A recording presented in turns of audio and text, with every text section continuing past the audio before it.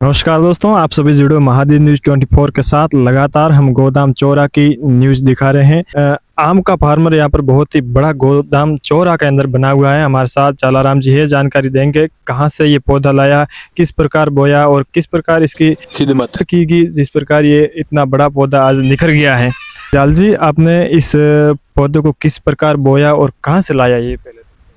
ये हमारे पौधे हैदराबाद से आते हैं।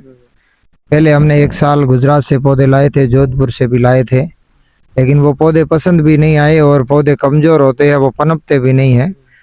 उसके बाद में हमने थोड़ी जानकारी किया कि इसको ओरिजिनल पौधे लाए जाए ताकि अपनी मेहनत भी काम आए। तो फिर हमने हैदराबाद जानकारी किया, हैदराबाद से ओरिजिनल कलम के पौधे लाते हैं ताकि बागवानी में भी बेस्ट है। थोड़े महंगे हैं लेकिन ब्रांड है।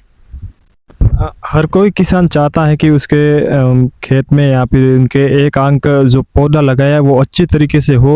कहीं कहीं किसान ऐसे शिकायत आती है कि उसके पौधे खेत में जल जाते हैं। ऐसा क्यों? आप इसके अंदर ऐसा क्या डालते हैं जिससे ये इतना बड़ा निखर गया है? नहीं साहब, हम तो कुछ नहीं डालते। हम तो ज़्यादातर ऑर्गेनिक पर ध्यान देते हैं। गौमूत्र का और गोबर का, गोरस का हम तो पेस्ट भी बनाते हैं।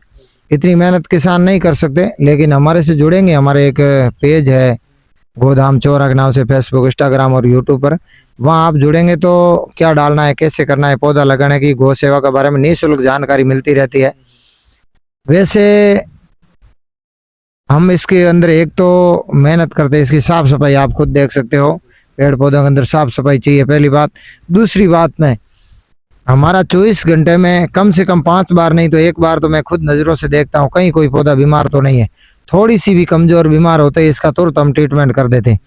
कहीं अगर इसके कैल्शियम की कमी आ गई, कहीं इसके भूमिक की कमी आ गई, कहीं इसके पानी में तो नमी नहीं रह रही, कहीं पानी ज़्यादा आ करके कोई समस्या तो नहीं हो रही है, तो इसके बारे में जानकारी रखना बहुत ज़रूरी। बागवानी के पौधे लगाए। और नंबर 2 में ओरिजिनल पौधे जलने के चांस बहुत कम होते हैं और बीमार भी कम होते हैं। जैसे हम गुजरात के इन पौधे लगाते हैं, उसमें क्या होता है, 1-2 साल वो पौधे ग्रोथ होता है, उसके बाद में उस पौधों में एक समस्या आती है, वो एक पान नया निकलेगा, एक पान झड़ेगा।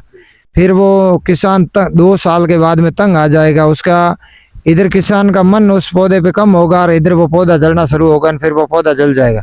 और जब किसी भी छोटे बच्चे को तरह इसको 3 साल तक रखना पड़ता है, और 3 साल इसकी मेहनत करने के बाद जब पौधा जल जाता है तो दिल को बड़ा दुख होता है। हमने यहाँ 3100 पौधे लगाए हैं।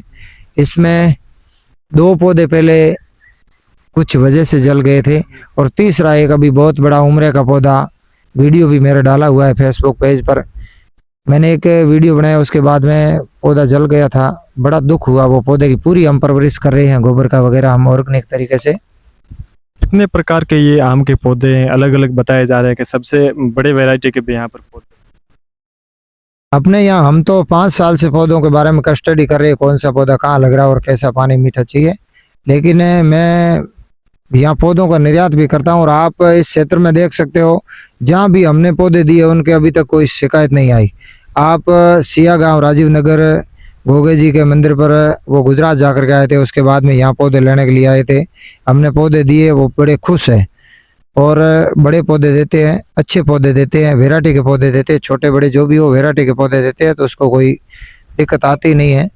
नंबर 2 में बताइए। ये अब कितने महीने के हुए अभी पौधे?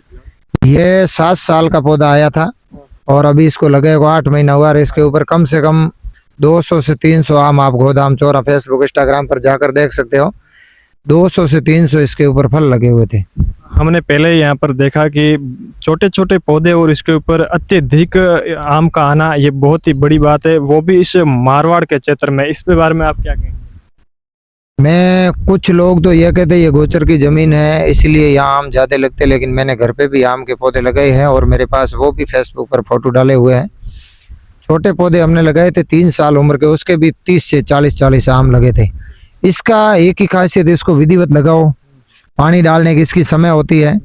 इसमें गोबर और रेती कितनी मिक्स करके पौधा लगाना पड़ता है। हम अगर कोई भी, जब कोई आदमी को बुखार ट्रीटमेंट हो तो वो भी दवाई अगर सीमित समय से लेंगे तो ठीक हो जाएंगे। अगर ज़्यादा ले लिया तो भी नुकसान है, कम लिया तो भी नुकसान।